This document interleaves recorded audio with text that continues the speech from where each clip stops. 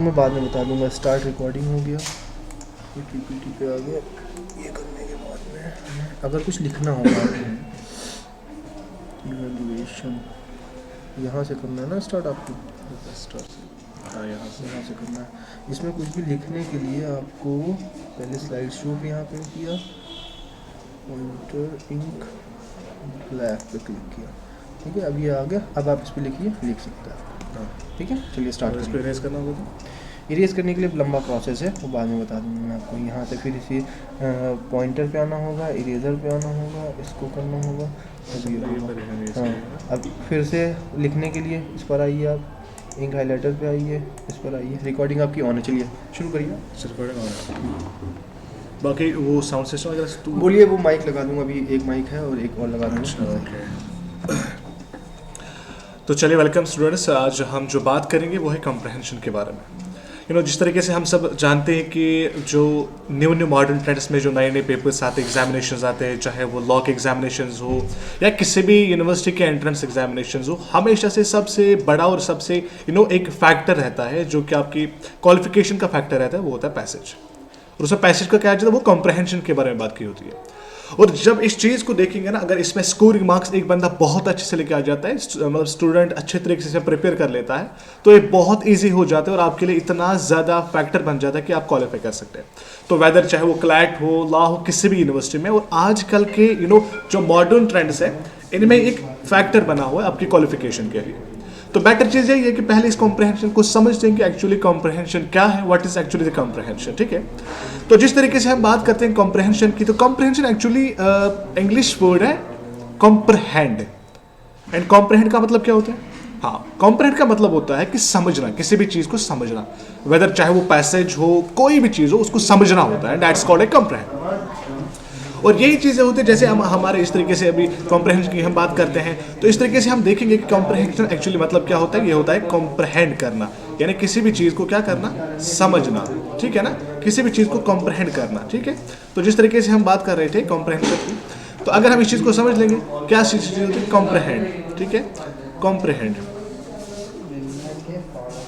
इस चीज़ को समझने की बात करते हैं, मतलब क्या होता है, समझना, किसी चीज़ को अंडरस्टैंड करना, क्या करना, किसी चीज़ को अंडरस्टैंड करना। अब इसके बाद से जो हमारे टॉपिक्स होंगे, अगर बेसिक से स्टार्ट कर लेंगे तो वो क्या होंगे। इसके बाद जो हमारा स्टार्टिंग जो इसकी कॉम्प्रहेंशन की रीडिंग होती है, what is that, actually comprehension की रीडिंग क्या है। तो जब हम बहुत से ऐसी चीज़ों में देखते हैं तो वो कहते हैं कि in the most simple definition of reading comprehension is understanding what you read. तो ऑब्वियसली जो भी आप किसी भी पैसेज में पढ़ते हैं ना, किसी भी टॉपिक में जो आप पैसेज पढ़ते हैं, whether it is essay, whether it is passage, जो भी चीज़ होती है, उसको पढ़ना और उसको फिर अंडरस्टैंड करना। सिंपल डेफिनेशन में यही होता है, उसको फिर अंडरस्टैंड करना, क्या करना, अंडरस्टैंड करना, उसको अंडरस्टैंड करना। ये क्या होता है, इट्स कॉल्ड इन कॉम्प्रहेंशन। किसी भी चीज़ को अच्छे से समझना, किसी पैसेज को अच्छे से समझना, that's called in comprehension. And उसके लिए कहा जाता है कि you need a strong reading comprehension. जो हम आगे पढ़ते हैं यहाँ पे अगर देखते हैं, comprehension and skills no matter what area in life that you need find yourself. आप किसी भी फील्ड में, मैंने आपसे पहले ही कहा था कि this is an qualifying factor. चाहे आप एएमयू के एलएलबी की बात करें, या आप दिल्ली यूनिवर्सिटी की बात करें, बीएचयू की बात करें, जहाँ पे भी लॉ एंट्रेंसेस हो या बाकी चाहे बीबी हो, एमबी हो, जो भी एग्जामिनेशंस आते हैं, हर किसी में एक छोटा सा टॉपिक रहता है, वो पैसेज का होता है। और पैसेज में ये सारी चीज़ें आ जाती है जहाँ पे आपको ये चीज़ देखनी होती है कि कॉम्प्रहेंशन के एग्जामिनेशन में क्वेश्चंस आ जाते हैं, उनको कैसे सॉल्व करना है। और आज हम इस चीज़ को देख लेंगे, बहुत अच्छे से आप समझ जाएंगे और एट द एंड आप इस चीज़ को अच्छे से क्वालिफाई कर लेंगे और आपको ये चीज़ें समझ में आ जाएगी एक्चुअली ये होता क्या है, ठीक है। तो इसके बाद से जब हम बात करते हैं कि कॉम्प्रहेंशन की, इसके बाद it doesn't just apply to university examination, खाली यूनिवर्सिटी एग्जामिनेशंस के लिए नहीं है, इवन कि जो भी कोई डिपार्टमेंटल एग्जामिनेशंस होते हैं उनमें भी ये सारा चीज़ जो होता है, ये एक लीडिंग फैक्टर है। क्या है, एक लीडिंग फैक्टर है। आप इस चीज़ को समझ में रखिए कि ये एक लीडिंग फैक्टर होता है हर किसी एग्जामिनेशन के लिए, weather that is departmental, weather that is your academics related, जो भी चीज़ें होंगी, जो एग्जामिनेशन होंगे, हर किसी में ये चीज़ आ जाती है।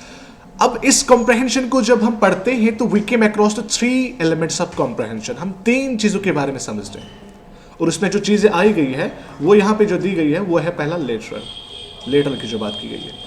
और लेटरल क्या है, इसमें लेटरल की जो बात की थी, we will start with most basic level of comprehension which is literal.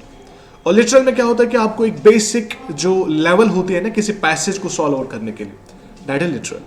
और इसमें क्या कहते हैं आगे, जब इसको आगे और ज्यादा लेके चलते हैं, that's called take the name of the comprehension level for what it is. It means that you have been understanding the text from what is on the page. तो सबसे बेसिक जो चीज़ है, सबसे बेसिक इसका जो फैक्टर होता है, सबसे बेसिक वह है, you have to understand what has been written on the paper. जो पेपर पे आपको पैसेज दी गई, whether that is related to anything, किसी भी चीज़ का रिलेटेड होती है, यू हैव टू अंडरस्टैंड. आपको वो चीज़ समझनी होगी पहले कि वर्ड्स क्या है, उसकी वर्डिंग कैसे, उसके सेंटेंसेस का एक जो डेकोरेशन है, अट्रैक्शन है, वो किस तरीके से है. उसके बाद कहते हैं you can use skills like skimming, keywords and scanning the text to get a feel for what it will be. इसके बाद हम देखते हैं इसमें है स्किमिंग है, इस चीज़ को अगर देख लेंगे स्किमिंग है. उसके बाद से आप इसको देख लेंगे, इसमें स्कैनिंग है. तो उस चीज़ को समझने के लिए हम आगे जाके जो हमारे और स्लाइड्स हैं उनमें देख लेंगे स्कैनिंग क्या है, उनको आराम से डीपली हम पढ़ लेंगे. Inferential, next up is inferential comprehension, which means that you need to search for the underlying ideas in the next. जो टेक्स्ट में कोई भी अंडरलाइंग आइडिया होगा, जो भी कोई चीज़ होगी, क्योंकि ऑब्वियसली हर कोई चीज़ जो होती है, हर कोई पैसेज जो होती है, उसमें क्या होती है, उसमें एक अंडरलाइंग आइडियाज़ होते हैं. और you have to just do one thing, you have to search the underlying ideas. अब इन चीज़ों को, आइडियाज़ को जब तक आप नहीं समझ पाएंगे तब तक यू कांट डू कॉम्प्रिहेंशन. कुछ लिखा इसके ऊपर, टिक किया आपने कहीं? हाँ, थोड़ा सा बहुत ऐसे ठीक है, ज़्यादा नहीं. मैं देख रहा था कैसे क्या आ रहा है इसमें, बाकी तो हो जाएगा. अभी तो फिलहाल कुछ नहीं लिखा है.